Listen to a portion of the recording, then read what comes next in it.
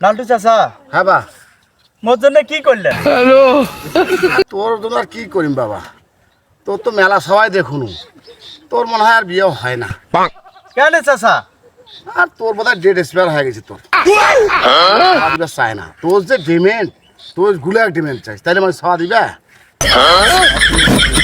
চাচা কোনো ব্যবস্থা করা যায় না? আর হয় না বাবা।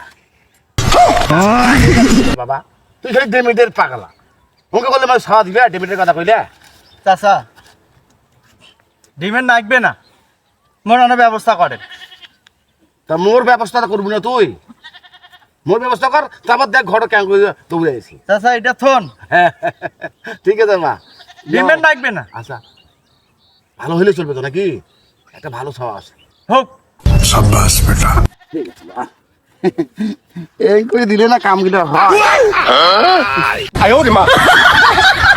মোর বিয়া কুদিন হইবে না লালটু চাচা?